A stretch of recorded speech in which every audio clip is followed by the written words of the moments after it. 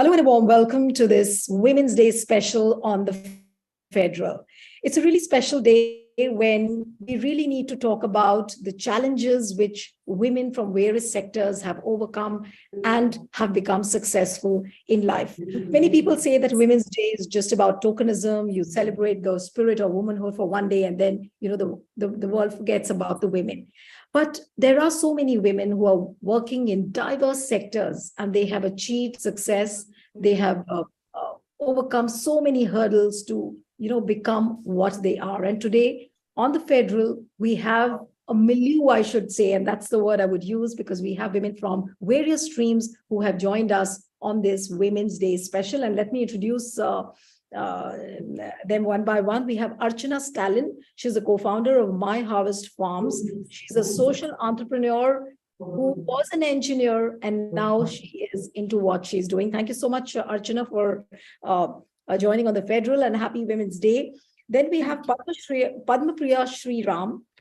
She is basically a healthcare industry veteran. She ran a volunteer network during the COVID times. And she's also running an NGO right now.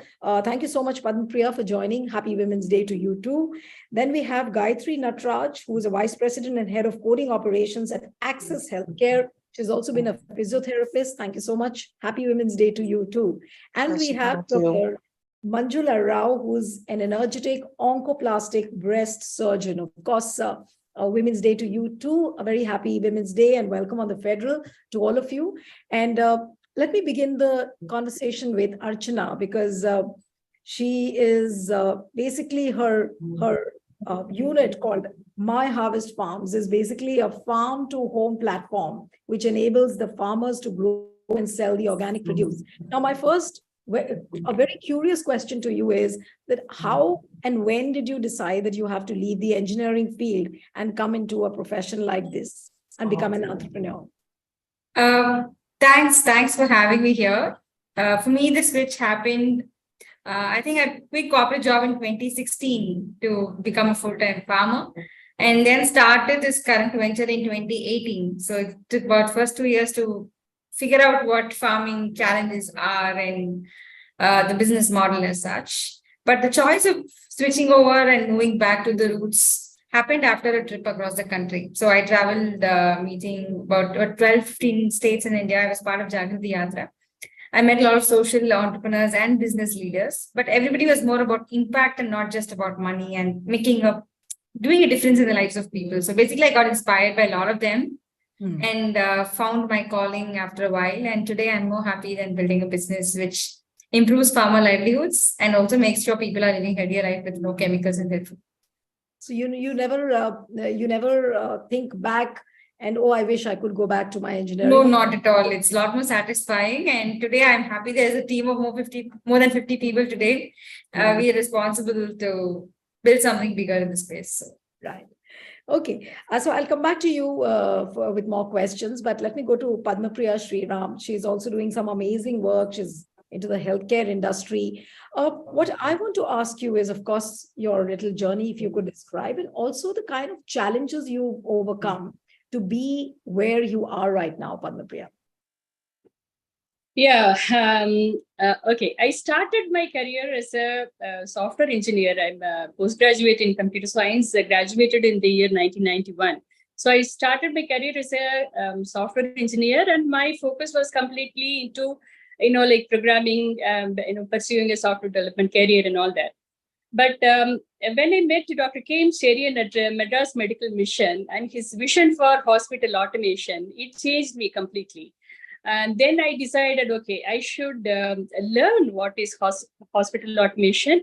At that time, during late 1990s, the automation in hospitals was not very, it was not felt, not many hospitals were going in for automation. It was all paperwork. And then his automation, his thought process on automation and the way he was, collecting data and doing statistics, everything fascinated me. Then I chose hospital healthcare IT as my career. Okay. And at that time, like we had to really drive people towards automation and, educate everyone about what is the role of computers in hospitals, the importance of data collection, and the biostatistics. So many training and awareness we had to create. And now you walk into any hospital, now every hospital has got an automation done. With, medical insurance in place, almost even a very small clinic also has got automation in place. But late 1990s, there wasn't much automation. That is the time when I chose I should be with hospitals. Okay. That's interesting. Let me come to Gayatri now. Gayatri, you're the head of coding operations at Access Healthcare, and with your physiotherapy background, what kind of changes are you looking at, and how are you really wanting to contribute to the society since you are into Access Healthcare? Thanks, Neelu. I would like to first thank everyone for the opportunity, of course. So I started off, my venture into coding way back in 2004. That's right after college. I was still deciding if I have to do my master's or desk job was nowhere on my radar because I was always a person on the move. I really wanted to kind of take up, special kids as my primary, it was my motivation to take up physiotherapy, in fact. And at some point, I thought, okay, just to kind of strike a balance, support my family, I thought I'll take up a desk job and also pursue, physical therapy. So one of the biggest driving factors was, I think, going back to Dr. Manjula, you're certainly living my dream. That's how I would put it, because I always wanted to stay close to medicine. Anything about medicine, I'm very passionate about. And through the course of exploring medical coding, which was not a very well-known term way back in 2004, I know today at least people tend to relate to what medical coding is. That was not the case 20 years back. I also understood that, it was very close to, medicine. It helps you stay close to the physicians. It helps you have a conversation with people who are contributing to the world, who are contributing to the society. And, that was giving me at least the partial satisfaction that I was looking for on the career that I want to take up. So in terms of at least the contribution back, I think medical coding, I think way back then and even now, is one of those industries where having women in the job sector was never a conversation, because the way I have to put it, it was a day job. It was largely women dominated, right? We had very less men even way back then. And even today, there's a larger proportion of women, be it executive roles or leadership roles. So I think what started off to be a team of, let's say, 50 people, today I manage a team of roughly about 2,500 coders. So you do feel that more men should be there in this profession? I think they're competing, but they're still not there, at least as far as coding is concerned. So, I mean, putting it lightly though, but I think diversity was, never really asked for, at least in medical coding, as I would say. It was never a conversation. It came in more naturally. It was imbibed. It was only talent that was preceding when it comes to taking up a role or a job for that matter. So that way, I'm very proud of what I do today. So like I said, 50 to 2,500 people today. We are spread across 5 different cities. Some of this is even placed out of Philippines, for that matter. I'm really proud of the fact that this is at least one of those industries, not just with Access, but even beyond Access and a lot of other organizations that offer medical coding. You will see a lot of women leaders who are heading and delivering those roles. So, and I think that's a change that I wanted to see 20 years back, and seeing it now is really making me feel we are on the right track. Absolutely. It sounds so fulfilling to hear your stories. Let me come to Dr. Manjula Rao now. What is it, being an oncologist, an oncoplastic, a breast surgeon? What does it really mean to you as a woman? Because we do see that there are a lot of women in this field. But for you, how does your journey, bring out the difference which you really want to contribute to the society? First of all, thank you for that question. Thank you for having me here, Neelu, and happy Women's Day to all of you here. So I agree that, there are a lot of women in this field, oncoplastic breast surgery. So oncoplastic breast surgery is where you do oncology work, but then you use plastic surgical techniques in order to give them the desired outcome. We do have a lot of women in the field, and rightfully so, because breast cancer is something that affects predominantly women and is one of the most common cancers in the world.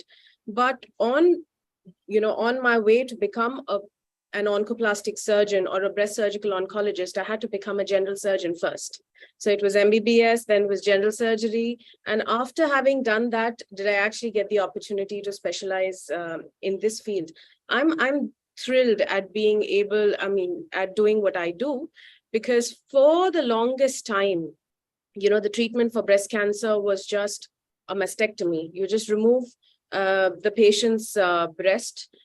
You just remove the diseased organ, and not a lot of emphasis was given towards quality of life, towards empowering women, giving them a voice, asking them what they want. And that's exactly what I do. We try and conserve breasts as much as possible for those who are deceased. And that's important because even today in our society, we see women hesitating to ask for what they want. We often see male relatives accompanying them and saying, Acha, pura nikal do. You can just remove everything. Or in Tamil, they would say the same thing. So I'm happy about being able to do what I do. A radical change in society is still required in this regard. Right. So, and also somewhere you feel, Dr. Manjula, that, the mindset of the people really needs to change when it comes to women getting treated for the breast cancer, because a lot of social problems also associated with that. Definitely. So a lot of women cancers, for the longest time, cervical cancer was the commonest, and now, of course, it's been succeeded by breast cancer. One of the main issues that you see that in India, more than 55% of the patients present to us in very locally advanced or advanced stages, in comparison to the West, where that number is just less than 10%. And a lot of women, if you see, of course, they get carried away with their work and their daily duties, and they don't pay attention to their health. But in terms of social issues, majority of the country, the women, there's not a lot of importance given to women's health. Patriarchal societies, women they hesitate to bring out their issues with regard to health, that, I would like to go and see a doctor for this issue. For that matter, talking about the breast or the cervix is still a taboo, even in the metros today.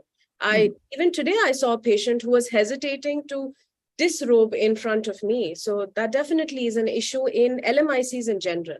Right. Of course, these are social problems, and they're quite worrying also, because the women need to open up. But let me come to Archana now. And now, I really want to talk about the issues which the women are facing, and especially a career women. We're all career women. And there is a certain struggle, an everyday struggle, which all of us are facing, balancing the career, balancing your home, a lot of other things. How much time do you really get for yourself? It's very important to talk about yourself. Do you really get enough time the way you want to pamper yourself? You're muted, I guess. I also go about telling women that you should make time for yourself. And for me, I love driving. So I think all the time I drive is generally that me time. It also gives a feeling of independency as well. So you don't have to wait for anybody or ask permissions. So that's one. Second, I enjoy meeting new people. So, and being an entrepreneur, wanting to build a brand and all of that, it gives me that space. But all of this didn't come very easily, because many times we are all forced to fit into a template, right? So I think there is you never had any problems from your family telling you, no, don't do this? The smart thing I did was I put my husband as my business partner, so we both dreamed this together. So, that's a smart. but struggle to get a husband was a challenge, because I had to fight my home to marry him. He's my college partner, college buddy. And it was like 6 months of house arrest, and didn't speak to my parents for 6-7 years. And there was a lot of struggle, but today, I know even then the climax is going to be good, and people will understand me at one point in time. I think all these experiences actually shaped the person that I am. So today, I even wondered, a month back, I had my school alumni meet, and just very 100 meters before my school, I felt like I didn't ask anybody that I wanted to be here. But on the contrary, I go there and everybody's like, my son is already calling me. My mother-in-law asked me, when will I be back? So I think it is not so easy to even decide that I need to go here. I want to be there. I want to show up 100% of myself and all of that. For me, I'm able to balance it because of a supportive family today. My mom doesn't expect my house to be clean. She doesn't expect me to be the typical household women that I should be if I have to fit into the template. And there's also an extra burden, right? You get corporate life. All my friends are living abroad. So today I'm supposed to be living abroad. I'm supposed to be owning a house, supposed to be having a car. And all these are things that society defines that we should be at this age or at this point in time as a career woman or whatever. So I think breaking the stereotypes and letting be the authentic self, living our unique life itself is a challenge today. Right. But, I can totally relate with what you're saying. And Gayatri, let me come to you now. Sometimes, there is a jacketing of women and, there is a certain expectation of the society that, look, a woman should do this, a woman should do that. These are certain things which are meant for women. Do you think your life, you find any difference, or you have the same expectations from within your family, within the society? Because, always to bracket a woman as, this job A is for you, this job B is for you. So is it any different for you? Great question, Neelu. So I think, the short answer is, yeah, there is expectation, but the choice to go by the expectation is purely ours, right? So I think to kind of just fit into the box, like Archana mentioned, or just go out of the box, I think it's purely our choice to suffer or not to suffer, to say the yeses and nos when you have to. It is still an individual choice. And I think sometimes while women are definitely brave enough to voice out and speak their mind, I think the social conventions are the greatest restrictions, because you're constantly judged, right? What seems to be assertive behavior is kind of mistaken for being bossy, right? Or being dominant. And I think the words are interchangeable between men and women when it comes of categorizing behavior itself, right? So when we kind of position our voice in a certain way and say we are unwilling to do a few things because of XYZ, probably it's not perceived the same way when a man says and positions the same things, right? But I think it's still like what Archana rightly positioned. I think it's about making the choice, having that resilience to kind of stand your foot and say the things that you want to say, and keeping the judgments aside. No, I mean, what you're saying is a very important point, that, the women should have that freedom to say what they want to say. But Padma Priya, I'm just wondering how many women have that kind of freedom to say what they want.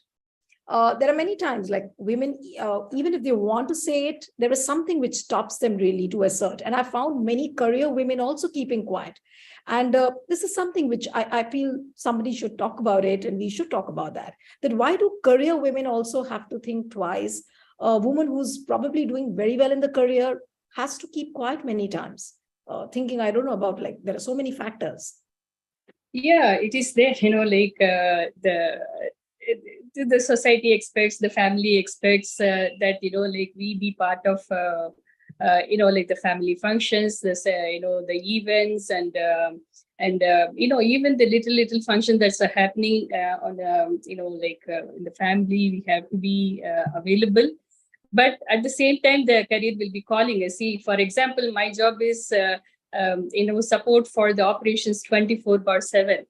And even if I get a call in the midnight, I have to rush and give the care, as much as an emergency doctor gives the care to the patient, I have to give the care to my systems.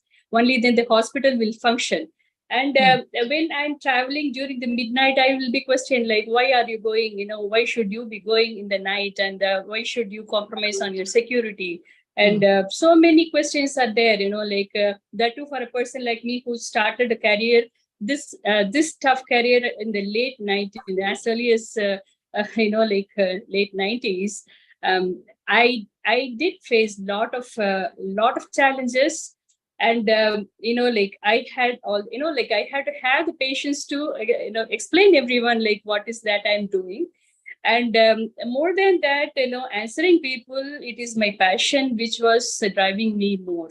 So I took time to explain everyone, but at the same time, my family was very supportive. My mother was very, very supportive, and and even my brothers were very supportive. The men in the family were very supportive. So it was not like always an impediment for my movement, but sometimes there were expectations that I have to be part of the the events. So it is tough to balance. Right. But Yes. Dr. Manjula, I'm just wondering, because this bit what Gayatri just said, that, the society is very judgmental and women are always judged, whether they are housewives, whether they are career women. In fact, I feel that the career women are judged more than the housewives, because there is a perception or there's a feeling that, okay, she's a housewife, so she's enclosed within the four walls, so she might not transgress those boundaries as they are perceived by the society. How can you really deal with this judgmental lot? I mean, what you're wearing, what you're eating, at what time you step out of the house, you're being judged all the time. Women, everyone's judged, period. And of course, So also, and not to forget the way you look. Yes, but if we actually go about trying to deal with all the judgment that people are meting out to us, then we'll really not be getting anything worthwhile done, because all our time is just spent wondering about, how do I reply, what do I say to this, how do I clear my image? And a lot of us still do that. We have to deal with that even in our day to day. Oh, how do I talk to this gentleman? How do I, you'd asked Padma Priya previously, are you judged for, like, are you allowed to have a voice? So you're not, can I speak this way? Can, in this meeting, can I address him as Mr. or can I just call him by his name? But I don't think the same, maybe, I don't want to put anything set in stone, but I think women have to think twice about every single step or action or word that they have to say. So when it comes to judgment, now, the place that I'm in, I even to my own mom, I'm forced to tell her that please just stop worrying about what society says or thinks. But Absolutely. when I was much younger, I was bound by those rules. Manjula, don't do that. What would she say, or what would he say? What are they going to say? So that's unfortunate. But the fact of the matter is that judgment's always going to be there. It's about how you overlook that and focus on what your priorities are and sort of just go about getting them. Absolutely. But, I would really want to ask, in fact, both of you, Archana and Gayatri, that, there are many times a career woman in life needs a lot of emotional support as well. After a day-long work, you reach home, but many times, that emotional support is not there. Now, how do you really deal with a situation like that? Archana, I'll come to you first. So that emotional balance is very important. So I think unwinding from work and doing things off work does help. Like I earlier mentioned, travel brings in that balance at times, and sometimes music does the magic, or it's just food at different moments in life. But I'm somebody like we have like a group of friends who are all entrepreneurs.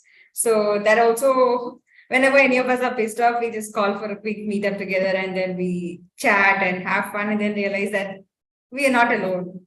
And all those stress comes out as funny conversations. We tease each other and troll each other, and then everything becomes normal. So I think that having that support system, it need not just be family members. I think some people who really can empathize with us makes a difference. So that's really travel, yeah, music, and friends. Right. So women do need time for all this. I would take that as one of your messages for the Women's Day. Gayatri, if I may come to you now, what would you really tell the women, whether they are career women, whether they are housewives, especially on a day when we are doing a program like this on the event, on the occasion of the International Women's Day? What do we really tell the women who will be watching this program? A lot of women will feel inspired after listening to your stories. What would you tell them?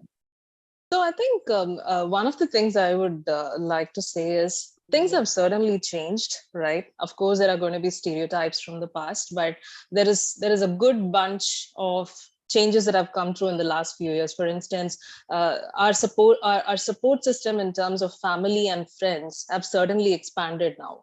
And I think our work colleagues, I think when I walk into a meeting room, let's say 15 years back, and I realize that I'm the only lady in the room, I do realize the fact I'm the only lady in the room. And I no longer see that anymore when I walk into a bunch of leaders, because it's about yourself as an individual and you representing, let's say, a certain division, and you're looked up to for the talent and the experience that you hold. I think that's a very big change, right? It doesn't matter whether if this is Gayatri or XYZ. You do feel that in your profession, I wish there were more men than women?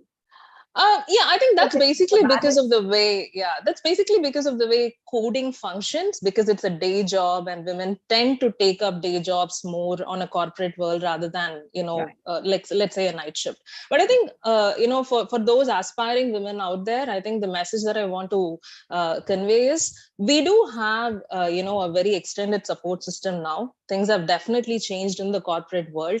I think like most of the other women entrepreneurs on the call said, I think our families understand better, right? None of us could have got to where we are if we had not had that support system.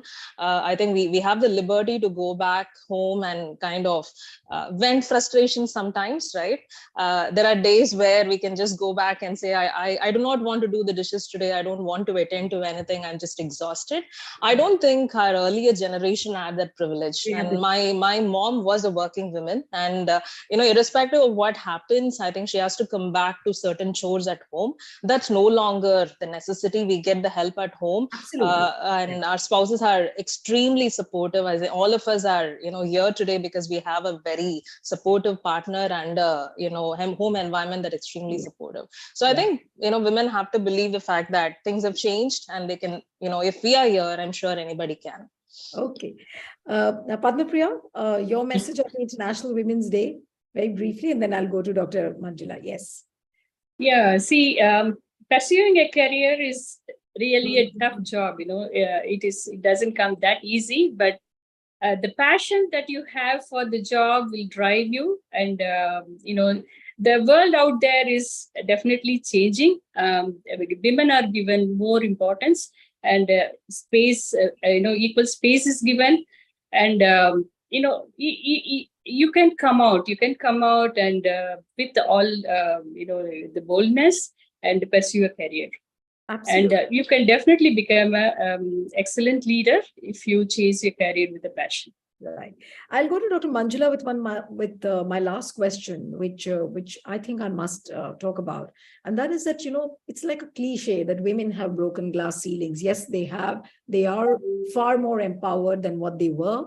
They have achieved milestones. But now what is the biggest challenge? We still do not see many women inside the boardrooms. We do not still see many women on the management platforms. Yes. Is that the biggest challenge now for the 21st century? The women are empowered, undoubtedly. But is this now the biggest challenge, to take yourselves to the highest echelons? Well, definitely. One should always aspire to achieve the greatest heights. Yes, we are empowered today. And I think us on the panel, we are amongst the privileged lot who have been empowered and who have been given the support, but not everyone is. So gender disparity is still a conversation, and a very relevant one. In fact, even just the other day, I'd given a talk and I posted the picture on my social media handles, and the dominant comment on, against that picture was, wow, look at you, the only woman in the room addressing a crowd of men, and they're listening to you. So if things were really equal, that's not what we should be hearing. So gender disparity, definitely still a thing. We still have a long way to go to achieve equality. Absolutely. Absolutely.